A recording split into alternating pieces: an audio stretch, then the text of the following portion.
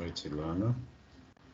Então, a DSL foi uma tecnologia de banda larga que implementou as velocidades de 64 kilobits, né, para acesso residencial. Isso foi uma grande alteração no mercado na época, porque até então as conexões eram discadas, então precisava de um modem, discar para a operadora.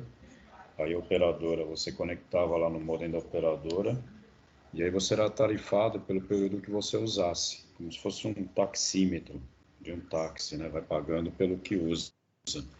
Nessa época, quando a gente precisava fazer o download de um arquivo grande, né? Um arquivo grande naquela época podia ser uma música, um aplicativo.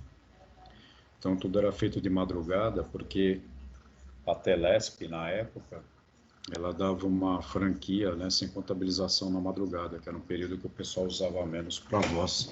Então a gente acabava usando a internet de madrugada. Um problema que tinha na rede de escada é que se eu conectasse no modem da operadora para acessar a internet, acessar e-mail, eu perdi o canal de voz, né? Então era uma solução de acesso, estava começando nos anos 80 aqui, e aí vem o ADSL.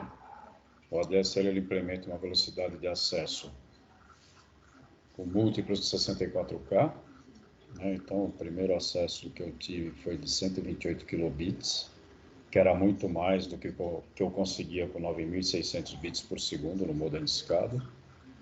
E a vantagem é que o ADSL ele implementava a internet sem perder o canal de voz, né, utilizando um conceito de multiplexação, que vocês já viram aí, né, em análise de circuitos, eletrônica digital, onde você tinha o canal de voz e o canal de dados, né, simultaneamente ativos para a comunicação.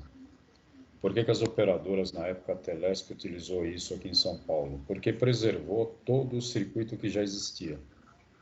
Então, a DSL usou toda aquela malha de interconexão dos telefones para implementar essa solução, utilizando essa tecnologia DSL, que a gente vai ver que é pegar aquele circuito que foi feito para voz e modular um sinal digital numa frequência mais alta que a voz, né? Com isso, a gente cria o conceito de multiplexação, voz analógica e dados digitais.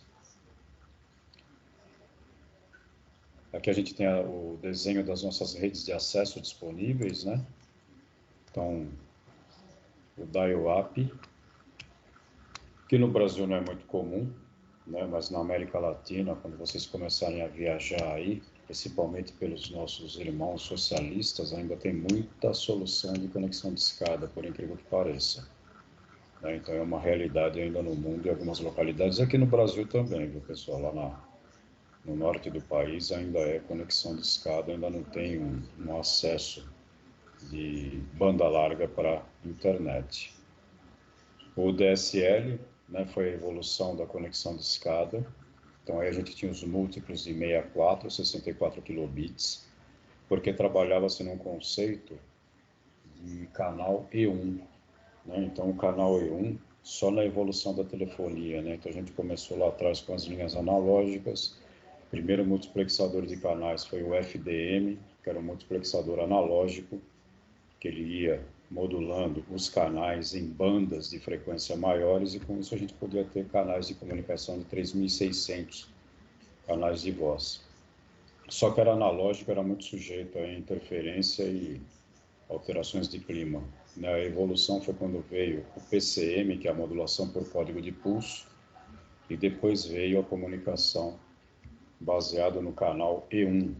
Tá? O E1 do europeu, a gente trabalha com múltiplos de 64 kilobits, e o T1, que é o padrão americano, a gente trabalha com múltiplos de 56 kilobits. Hoje é uma miscelânea, né? 56, 64, e isso caindo em desuso, né? Uma vez que através da fibra, hoje a gente tem canais de 10, 100 megabits por segundo, 1 giga de comunicação na internet. Claro que com a variação de preço aí. Então, voltando aqui no nosso slide, né? O início lá é o dial-up, né? Uma conexão de escada. O DSL trouxe uma evolução a nível de acessibilidade com o canal que estava sempre ativo para a internet, e o canal de voz disponível também. Depois surgiram as operadoras de TV a cabo, como TVA, NET, entre outras, e aí elas passavam cabo coaxial para TV por assinatura e depois forneceram internet por esse cabo também num outro conceito de multiplexação. Por fim, tanto no ADSL como no Cable Modem, a gente teve os 3 sistemas implementados: voz, dados e TV, para acesso ao usuário residencial. Uma solução que começou a entrar bastante, né, do meio do ano passado, 2019, para o final do ano, estava sendo implementado mais largamente agora, é o acesso às redes públicas Wi-Fi. Né, como tem, por exemplo, no Parque da Aclimação, se vocês já deram uma passada lá, vocês têm as plaquinhas do acesso ASP, que é a infraestrutura de acesso mobile para o cidadão, o munícipe, né, ou a pessoa que está aí em algum lugar público da cidade de São Paulo. Nos Estados Unidos, principalmente em Boston, né, lá o Corpo de Bombeiros e empresas públicas, como hospitais públicos, né, eles fornecem a rede wireless na comunidade. Então, eles provêm um canal de acesso na região, lá para acesso aos vizinhos, tá? Dependendo lá do local onde as pessoas estão. Hoje é fibra ótica, né? Então, hoje o que a gente tem aí de melhor velocidade é a fibra ótica, aí chegando a 100 MB ou 1 GB, dependendo do acesso. O ADSL é uma forma de DSL, que é uma tecnologia de modulação digital em circuitos de par metálico. Nós estamos falando aí do nosso fio de cobre, aquele par cinza da telefonia analógica. E ele é a comunicação de dados que permite a transmissão, né, mais rápida do que a conexão de escada, e ele permite a ativação do canal de voz simultaneamente. O ADSL ele é capaz de fornecer até 50 megabits por segundo, dando suporte à voz, vídeo e dados.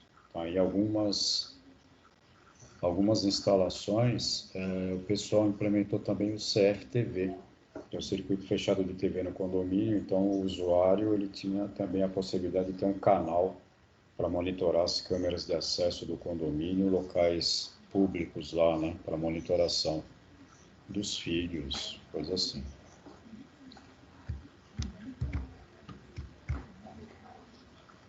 A pausa da dúvida, ninguém falou nada, vamos nessa. Aqui um pouquinho da regulamentação. Então, a nossa rede ADSL ela tem um padrão de regulamentação, que é o Standard Name regulamentado pelo ITU-T, que é que a gente falou lá no começo do semestre, dos órgãos de regulamentação. E dentro da regulamentação do ITU-T, a gente vai ter o nome de marketing, vamos dizer assim, o nome de fantasia da tecnologia ADSL, com suas velocidades de download e upload, né, RX e TX. Então, dependendo do modem e a tecnologia, a gente vai ter alterações em função da velocidade que a gente pode ter.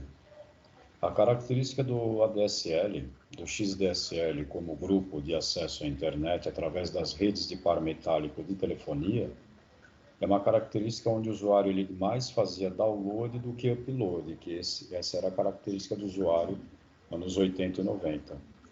A partir de 2010 a coisa começa a mudar, uma vez que você deixa de ser usuário, passa a fazer parte da estrutura como um sensor que envia informações para a net também.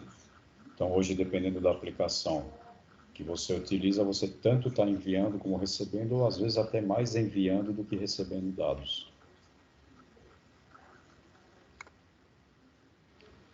Posicionando as tecnologias aí, né, a gente vai ter a conexão de escada ali embaixo, né, a tartaruga andando devagarzinho.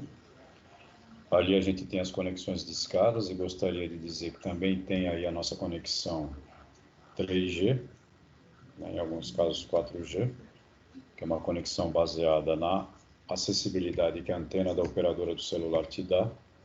Né? O ISDN é uma linha para telefonia um pouco melhor, pela digital, né? Então o voice band aí é para voz, o ISDN ele já incorpora a modulação digital. Né? Ele já tem uma melhor velocidade aí com múltiplos de 56 kilobits no canal de acesso. O ADSL estaria no meio aí do que a gente tem disponível hoje, né? Ainda utilizando os pares de fio de cobre, né? Que se eu não me engano, Eu não sei, que falaram tanto de Marcilac nos últimos anos, que não tinha internet, não tinha nada, que teve um projeto lá para chegar a fibra, mas faz tempo que eu não passo por lá, não sei como é que ficou. Né? Então, só em alguns lugares aqui em São Paulo a gente ainda tem esse acesso baseado no fio de cobre. Tá? Da última vez que eu vi o mapeamento lá da operadora, já estava praticamente com 100% de cobertura fibra ótica. Subindo do ADSL, a gente teve as estruturas mistas, onde a gente começou, né, a implementar fibra, compartilhando acesso via condutor fio de cobre. Então, às vezes, saía do backbone, lá da central, fibra ótica para distribuir nos bairros, e nos bairros ainda fazia distribuição por par metálico. Hoje o MUST, né, o The Best aí, é o conector de fibra chegar dentro da onde você está. Né? Então você tem aí as conexões de velocidade de fibra ótica com uma performance muito melhor, utilizando, por exemplo, a técnica de modulação DWDM. Tá? Então nessa fibra você recebe dados, voz, telefonia, né, imagem, a TV, e também o circuito fechado de TV, dependendo aí do contrato que foi feito com o condomínio, né, ou na sua casa, se você contratou esse serviço também. Tranquilo até aqui, pessoal? Só lembrando, né, pela 11ª vez que a gente está na parte teórica, depois quando começar o laboratório, e não esqueçam de me falar da gravação, né, para vocês terem o laboratório disponível aí. Tranquilo aqui, pessoal? Alguma dúvida?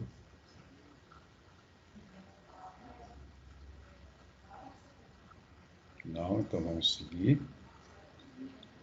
Felizmente nem tudo é maravilhoso, né? A gente tem uma tecnologia que do ponto de conexão na operadora até a sua casa ou empresa, não dá para exceder 5,5 km a partir do repetidor. Então, se você está a mais de 5,5 km da central da operadora, vai ter que colocar repetidores até chegar na sua localidade, que são aqueles armários, né, que vocês veem espalhados por aí. Normalmente ele é cinza ou é um bege clarinho, né, que por causa do vandalismo agora ele fica em cima do poste, né, porque em alguns lugares ficava embaixo na calçada e o pessoal que não é muito do bem, né, ia lá e botava fogo e derrubava às vezes um bairro inteiro, né, na conexão de voz e internet. Então esse é o ponto de distribuição, né, da central até as residências nas localidades, e a gente não pode exceder 5,5 quilômetros, e às vezes não é o suficiente 5,5, como a gente pode ver na tabela que eu coloquei aí embaixo, que é um estudo de propagação em função do tipo de cabo que tem na rua, para ligar a sua residência até a central. Né? Então, quanto maior a distância do modem para a companhia telefônica, menor a velocidade que você vai ter, em função da atenuação, que é derivada da resistência do fio de cobre.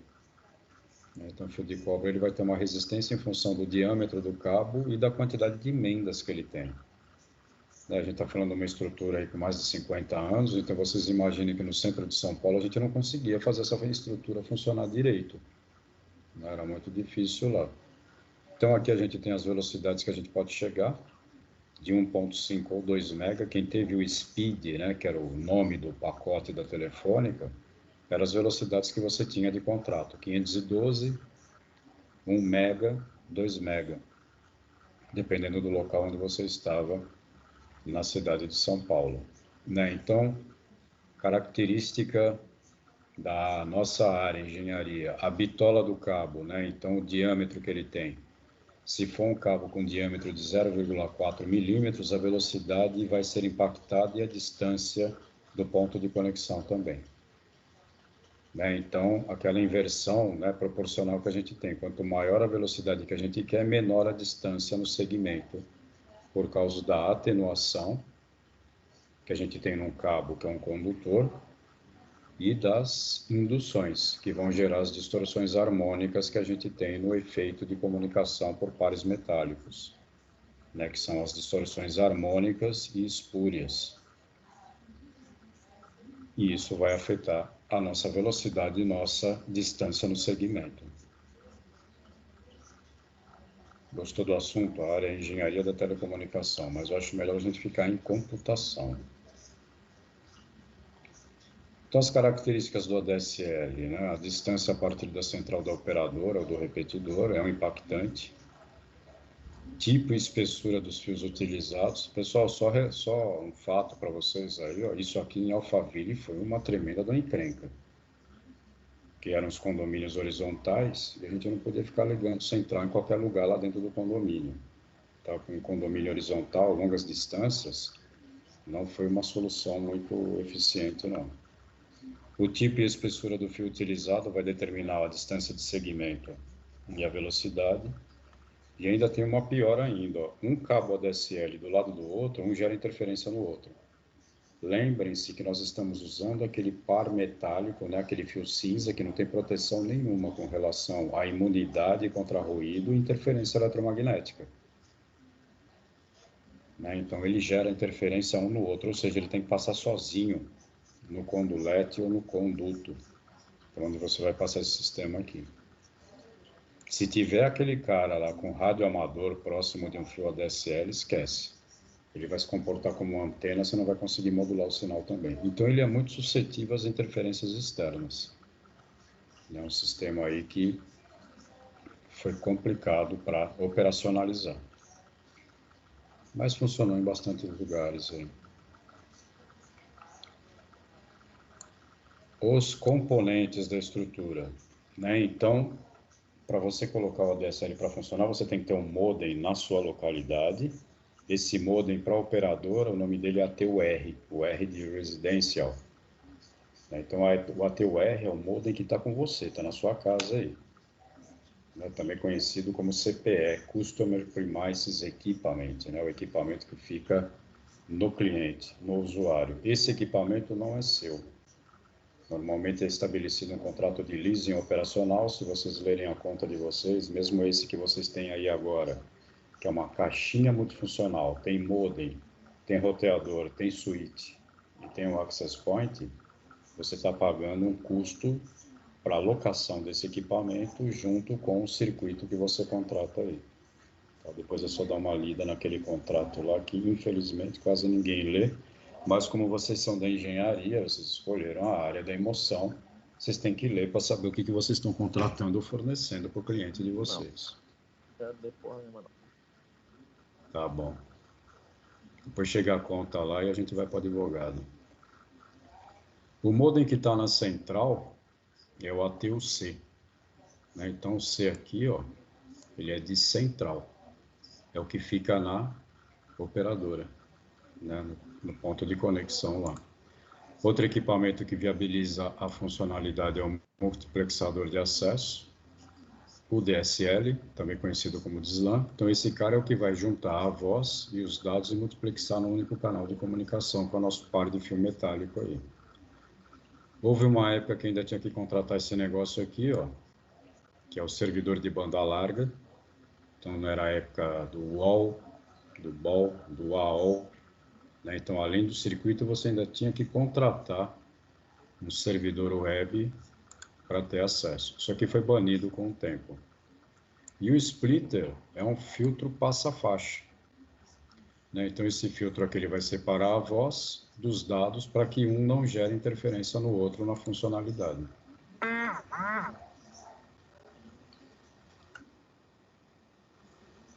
Isso aqui é um desenho que eu consegui recuperar lá do projeto original da Telesp. Né? Consegui dar uma limpada nele, mas o fundo ficou meio amarelo ainda. Né? Resíduo aí do mimeógrafo. Então, essa aqui é uma arquitetura, né, da estrutura do ADSL. Aqui a gente tem o subscriber premises, né, que quer dizer a residência do usuário. Então, aqui está o telefone analógico, o computador que vai acessar a internet, o modem que está na casa do usuário, que é o ATUR de residencial, e esse é o nosso filtro, que vai separar o canal de voz do telefone do canal de dados do modem. Aqui esse DSL representa o fio que está no poste, saindo da residência, né, até chegar na central. Entrou na central, ele vai passar por um filtro de novo, que vai separar o que é voz para telefonia, para a pessoa poder usar o telefone para discar para outras pessoas, empresas, e a outra parte ele joga no multiplexador, o DSLAM. Então, cada bolinha dessa aqui representa uma conexão de um usuário residencial. A saída do DSLAM ia para um service provider, que depois caducou, não precisava mais contratar esse cara para acessar a internet. Esse aqui é o projetinho original que a gente teve aqui. O que era necessário para você contratar o serviço ADSL? Primeiro, tinha que ter uma linha telefônica ativa, então você já tinha que ter o seu terminal de voz, e aí você contratava o serviço ADSL, onde a operadora fazia a ativação. Oi, alguém falou alguma coisa aí?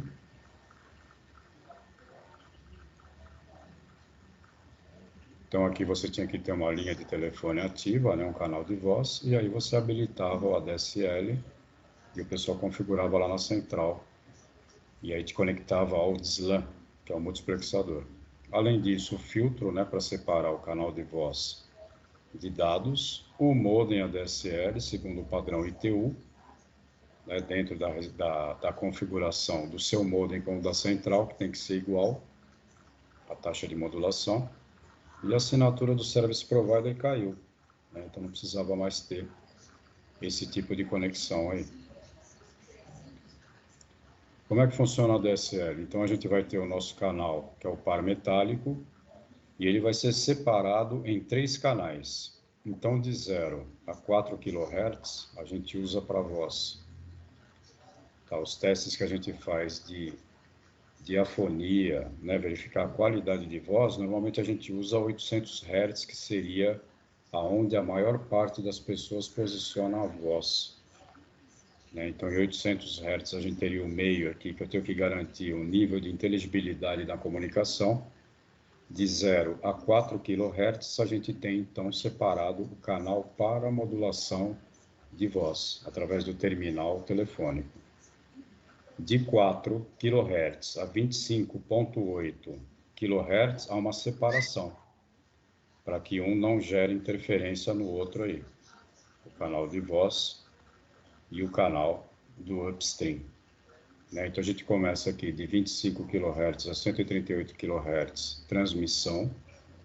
Então é aqui que você vai modular os seus dados para transmitir. De 138 kHz a 1,1 MHz, a gente tem o download. Então, se a gente verificar pelo desenho aqui, ó, a quantidade de dados que eu consigo transmitir é menor do que eu consigo fazer o download, que era a característica do usuário lá no começo do acesso à banda larga aí.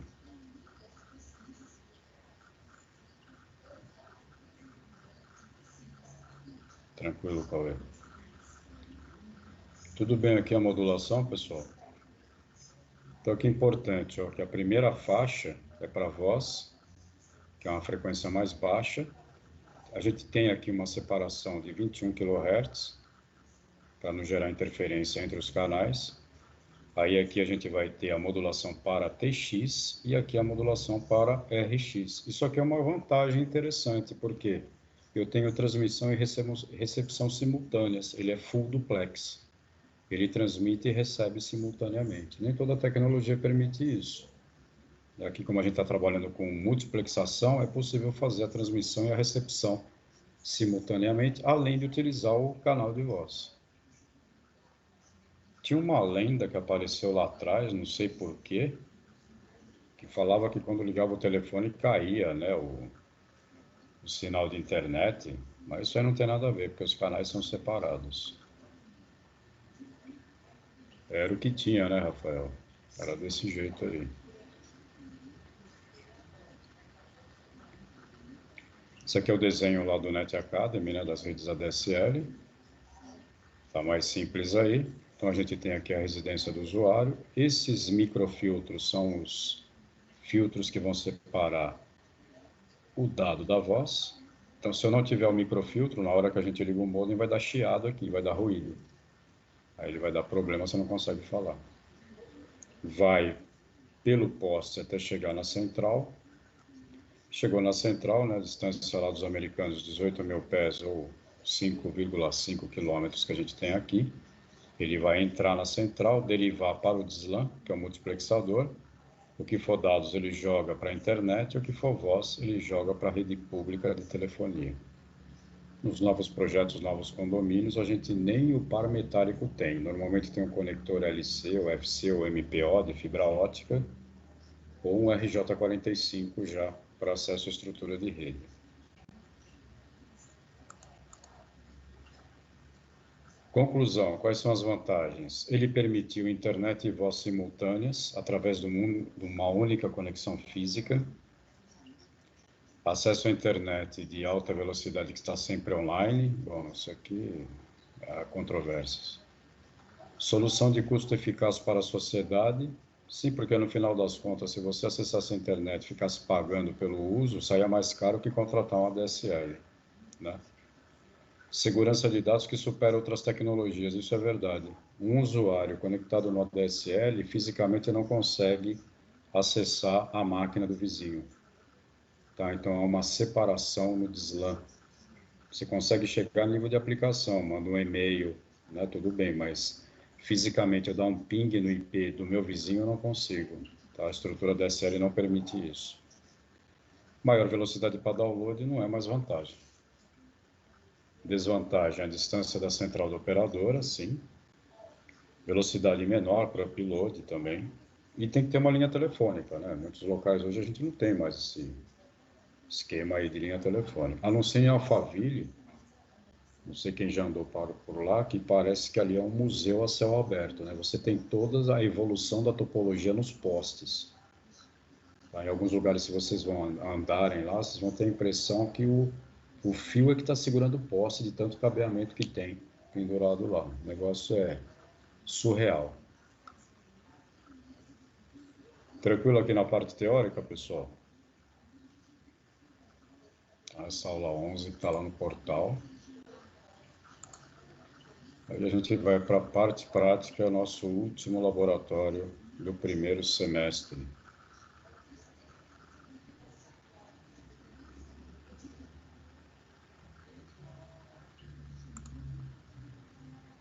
Vou começar a gravação para iniciar aqui o registro do nosso laboratório. Deve ter saído a mensagem para vocês aí.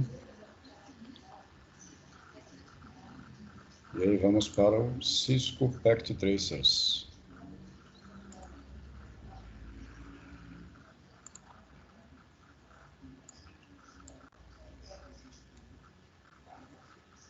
Bom, pessoal, esse laboratório, apesar de eu estar falando que a gente vai configurar um ISP, que é o Internet Service Provider, tudo que vocês precisam para montar um ISP a gente já viu. A única coisa que está faltando é a configuração na central para ativar o canal do usuário que está em casa, né? Então, muitos dos conceitos e padrão de configuração a gente já sabe como é que a gente faz aqui. Então, vamos começar pelos serviços. Vamos lá na End Devices. Vou selecionar aqui um servidor. Esse aqui será o servidor do nosso Service Provider. É o cara que vai fornecer os serviços para os usuários residenciais. Vamos colocar um terminal, que é o que fica o pessoal do NOC, o Network Operational Center, né, para aqueles de vocês que forem trabalhar na parte de infracomunicação. O computador do usuário, que está lá na casa dele. Um switch. Vou pegar um switch aqui, modelo 2960, para fazer a ligação dos dispositivos lá no Internet Service Provider. E agora o ADSL. Então, aqui em Network Devices, aqui embaixo, a gente tem a última opção da direita, o Emulation. Então, vamos colocar aí a nuvem ADSL, a primeira que tem disponível, que é a PT Cloud. Então, na hora que clicou ali na PT Cloud, ele vai colocar a nuvem para JET. Essa nuvem representa aí a conexão do Service Provider à residência do pessoal. E aproveitando aqui onde nós estamos, né, o Emulation, eu vou pegar o modem ADSL e mandar lá para o nosso usuário. Então, essa é a estrutura representativa do Service Provider que dá conexão ao usuário para acesso à internet. Fazendo agora a parte da conexão física, primeiro selecionando aqui o grupo conexões, depois o terceiro item, que é o Copper Straight Through, nosso cabo de rede. Vamos lá no servidor, Fast Ethernet, Switch, qualquer porta menos a console. Vamos ligar o terminal do pessoal que está operando a estrutura lá na central. Tá aqui normal, é uma rede local, sim, só que é do Service Provider, né? Ela fica na central. Conectando o switch à nuvem, na única porta que tem disponível aí, que é a Ethernet 6, a porta amarela. Então, nesse momento, eu estou ligando a estrutura do operador, do Service Provider, à estrutura de WAN, que representa a nuvem de conexão DSL, ou se quisesse também, poderia ser de baixo ou coaxial. Estou conectando aí na Ethernet 6. Da nuvem, a gente conectou a parte física. Na residência, nosso cabo straight through, cabo de rede, entre o computador, na Fast Ethernet, e o modem, porte 1, que é a porta amarela aí que representa o conector de rede do modem. Então, clicou nele aí, ele vai ativar, fica verdinho. E agora, do modem até a nuvem, a gente vai utilizar o par metálico, que é o nosso fio de telefonia analógica. Ele é esse cara aqui, ó. Na hora que eu coloco o cursor em cima, embaixo no status aparece fone, né, o telefone. Então, clicou nele, a gente vai lá no modem.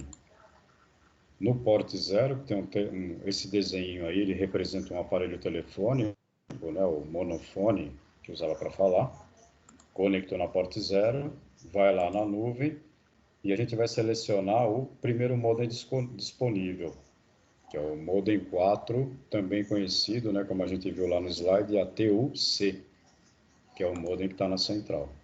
Sir, Oi? não tá aparecendo na tela do senhor aí as opções, tá? De conexão que o senhor tá falando. Deixa eu ver, peraí.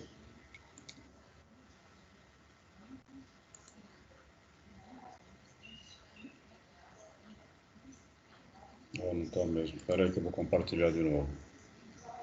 Valeu pelo aviso.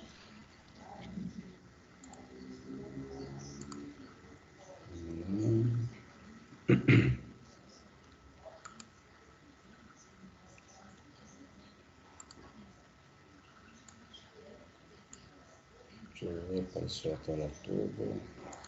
Chat. Pact Tracer. Modem 4. Beleza, pessoal? Agora vocês estão vendo aí, né? Sim, senhor, agora tá normal. Então aqui é o modem 4. E lá no modem do usuário, que é o ATUR, é o porte 0. Que tem o desenho do telefone. Esse cabo tracejado, ele representa aquele fio de cobre, tá? Que está nos postes aí até a central para conexão. Serviços de infraestrutura, então, no servidor. A gente vai colocar esse cara na rede, né? Ele vai ter que ter um IP público, com a máscara, informação de gateway. Ele é o DNS dos usuários, né? Então, o DNS da operadora. Configurar o serviço DHCP. E a gente pode ter uma estratégia de marketing de fornecer o e-mail no pacote para o usuário lá. Então, vamos primeiro começar documentando a rede aqui. Vamos colocar nossa URL como www.isp.com. Então, nós somos o internetserviceprovider.com. Vamos colocar um IP aí, classe C, público, né? Que aqui a gente pode colocar o que a gente quiser. No mundo real ia ter que pagar, né? Pelo registro dele lá. Vamos colocar o 200.1.1.1. Esse é o IP do nosso servidor, do Service Provider, e ele é um /24, classe C.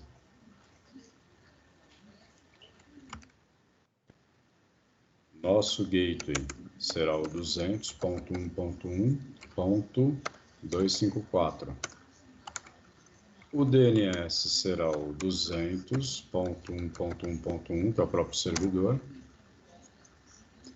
E aqui o scope DHCP ele muda um pouco agora, porque nesse caso, quanto mais usuários eu tiver, melhor para mim, né? Cada um pagando R$100 aí, dá uma grana legal no fim do mês na hora de faturar. Então vamos colocar aqui 50 computadores. Então está aqui o projeto da nossa implementação. Já vamos definir o IP de gerência do switch. Então ele será o 200.1.1.100/24.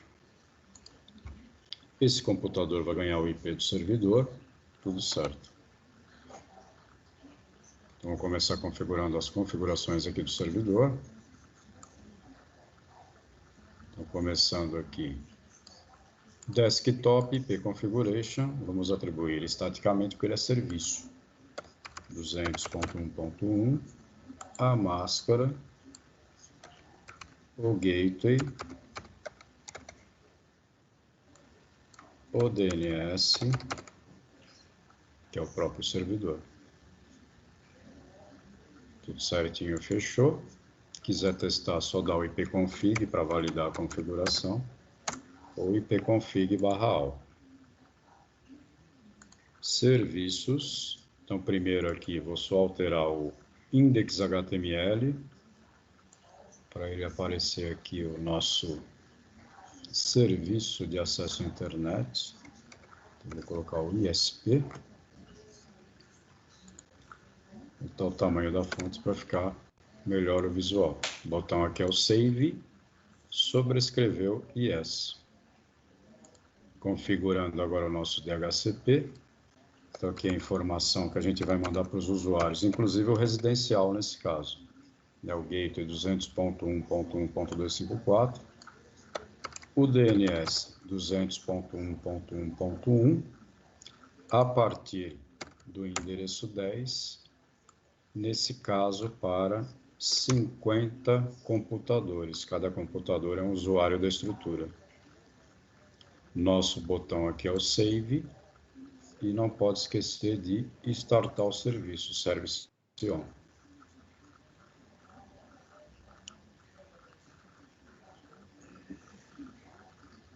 Só uma observação, isto que eu estou configurando no DHCP do Service Provider, ele atenderá a demanda do usuário residencial também. Configurando o DNS, então vamos colocar nosso URL, www.isp.com. Isso tem que ser resolvido para o IP do nosso servidor, que é o 200.1.1.1. Botão aqui é o ADD. Deu o ADD, ele adicionou aqui embaixo. E não pode esquecer também de ligar o serviço Service On.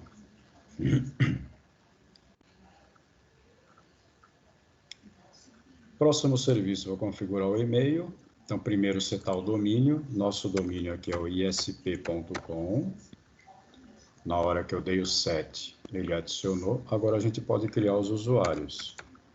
User 1, senha 123, botãozinho mais adicionou. Vamos criar o usuário suporte da infra, que é o cara que vai ter esse e-mail lá no servidor da central. Adicionou, tá os nossos dois usuários aí. Então aqui nós fechamos as configurações de serviços do Service Provider para a demanda no usuário residencial.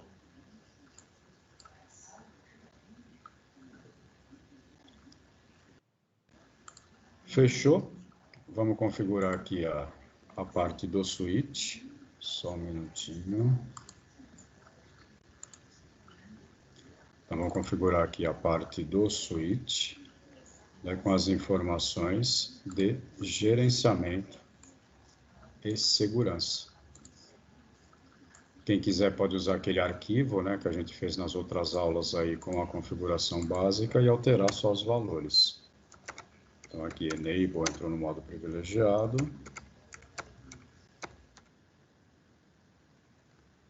configure terminal, entrou no modo de configuração global. Host name SW ISP, é o switch lá do Service Provider. Enable Secret Cisco para proteger o modo privilegiado.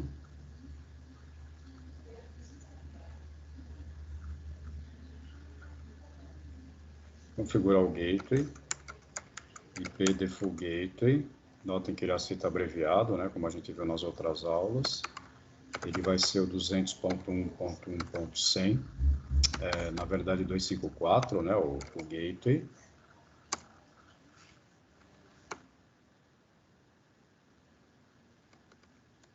Vai ter o hífen aqui, senão não vai. 200.1.1.254. E agora configurando os acessos da parte de console e telnet. Line, console 0, password Cisco, login. Então aqui eu estou protegendo a console física do equipamento, configurando o acesso remoto por telnet. Line VTY 0 espaço 4, password Cisco, login para habilitar o serviço. Configurando o IP de gerência, int VLAN IP address 200.1.1.100, máscara 255.255.255.0.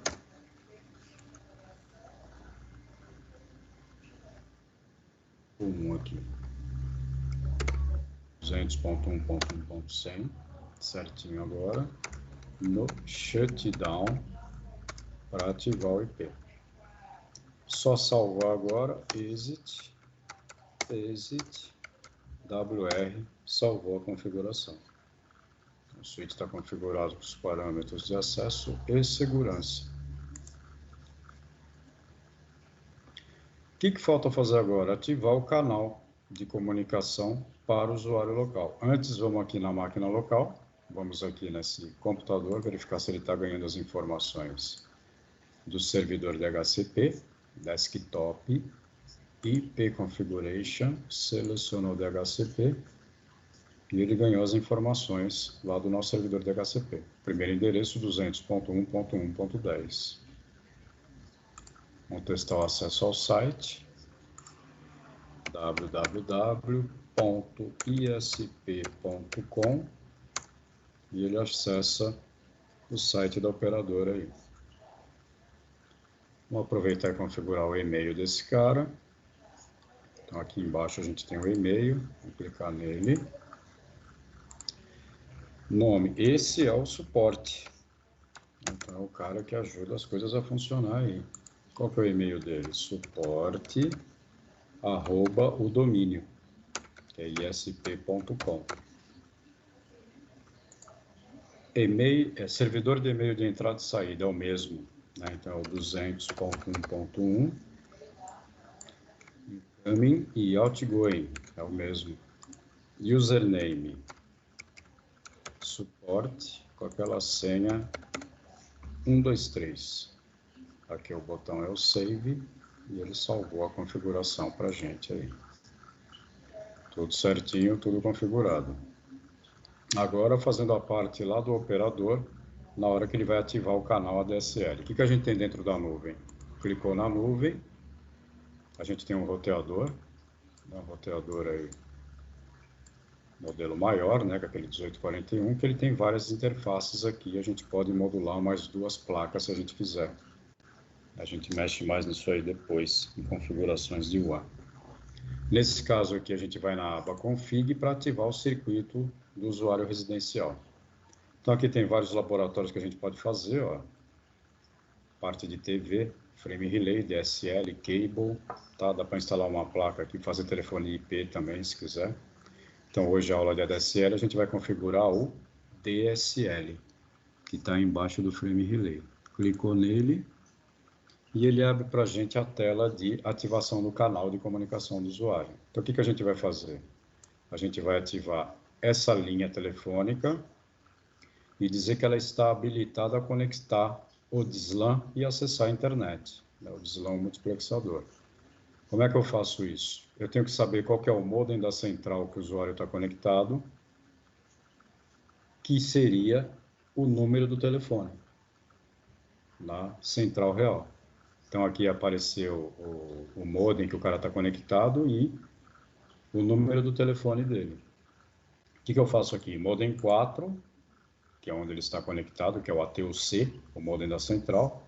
Vou conectar a Ethernet 6, que é a minha conexão à estrutura do data center do service provider. Então, modem 4, Ethernet 6, botão ADD. Na hora que eu dei o adicionei, ele criou um mapeamento aqui embaixo para a gente.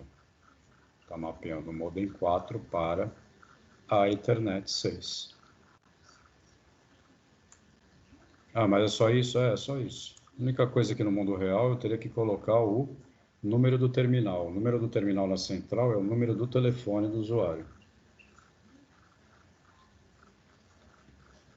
Se deu tudo certo, agora o usuário ele vai ter que ir na máquina dele, desktop, IP configuration, DHCP. O que acontece agora? Ele ganha os parâmetros de configuração da rede na casa dele, do servidor que está em algum lugar aí, né, que seria a central de conexão. Acessa a internet, tem que acessar. Ó. Então, se eu abrir o browser aqui, colocar www.isp.com, ele acessa o nosso site utilizando aquele par metálico que está no poste aí fazendo a ligação.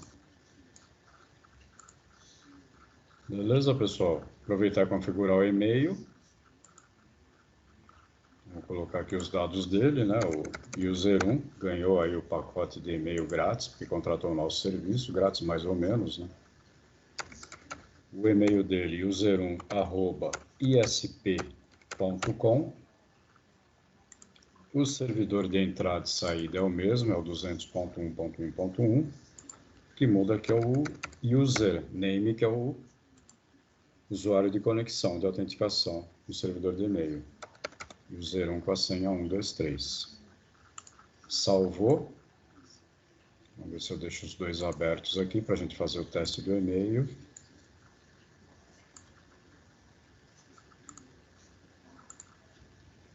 Então, vamos mandar um e-mail de teste lá para o nosso suporte@isp.com. Mensagem teste de ativação. Teste de ativação.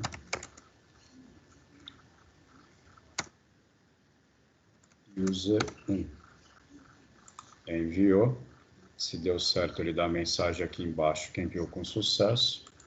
Lá no computador do suporte, a gente dá o receive e ele recebe a informação do nosso usuário aqui, ó, teste de ativação. Se eu quiser, eu posso responder. Teste. Ok. Calma, não. Ok. Atenciosamente. Suporte ISP. Enviou. Deu sucesso aqui embaixo. Vamos lá. Reply. Tá, receive. Tá aqui, ó. Teste ok, atenciosamente, suporte ISP. Então, esses aí são os serviços que a gente tem, né? Acesso à web, troca de informações por e-mail, utilizando nem que seja um par metálico. Que depois, na sequência, aí a gente vai evoluir também junto com as tecnologias, né? Coaxial e depois implementar a fibra ótica. Tranquilo, pessoal? Alguma dúvida aí na configuração? Deixa eu só parar a gravação para não ficar gigante depois para quem for fazer aí novamente. Beleza, daqui a pouco está disponível lá para vocês. Dúvidas aí, pessoal? Alguém precisando de ajuda, alguma configuração? Tranquilo, professor. Beleza. Bom, pessoal, essa aqui é praticamente a nossa última aula, né? O Soares está tranquilo, legal. E aí, eu deixo um desafio para vocês, que é o NAC 2. Está aparecendo na tela de vocês, daqui a pouquinho eu coloco no chat aí.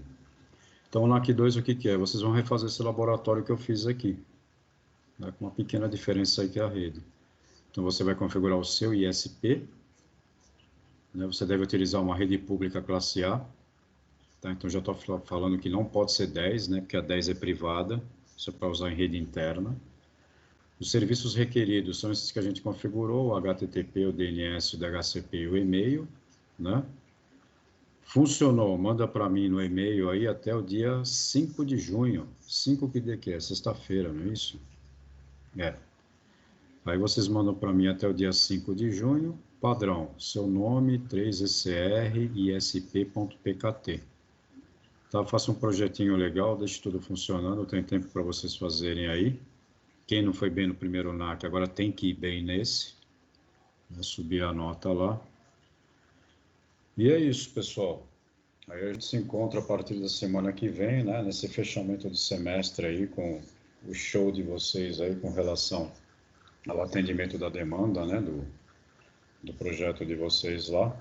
E eu continuo sempre às segundas-feiras aí, para dar o suporte para o que vocês precisarem aí a nível de configuração e outras demandas que possam aparecer. O importante para a gente agora, né, quem não foi bem no primeiro NAC 1 e bem nesse aqui, né, o NAC 2, e me enviar até sexta-feira, dia 5. Quem foi bem pode refazer, né, fazer isso aqui também, para conceitualizar aí o padrão de conexão, e aí a gente vai implementando e testando aí.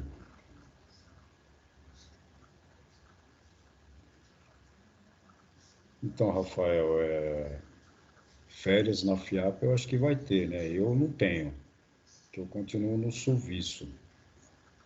Mas eu acho que vai ter um intervalo sim, deve estar no calendário de vocês já. Não é isso, Rafael? Só que tem bastante coisa ainda em junho para fazer, né?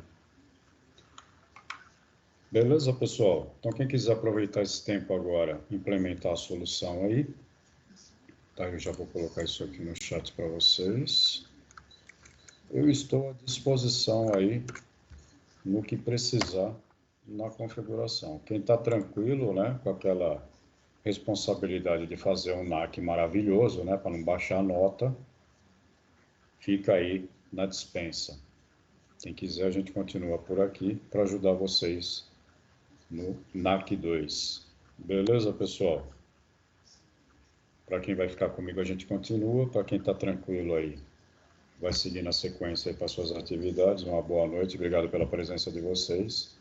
E a gente continua se vendo agora nos eventos da FATEC, da FIAP.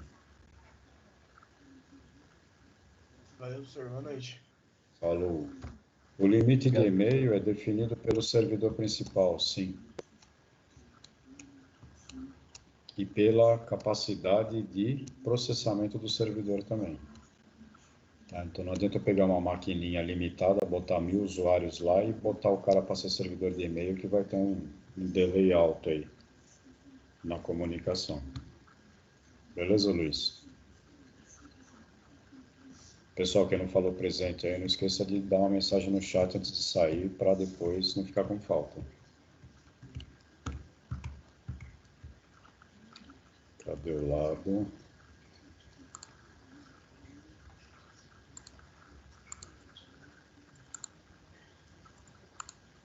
fechar esses caras aqui.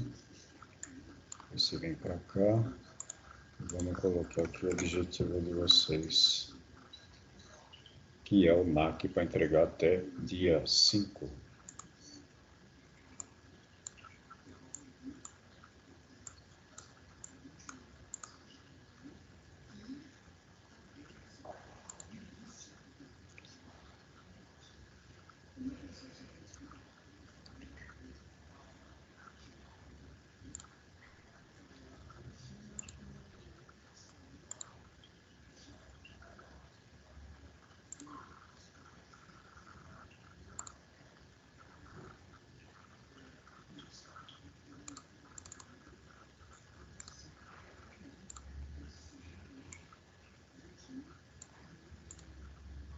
Bom, pessoal, vocês vão configurando aí. Se precisar de alguma ajuda, eu estou por aqui. Só chamar no microfone ou pelo chat aí, beleza? Não esqueça que tem que configurar o switch também.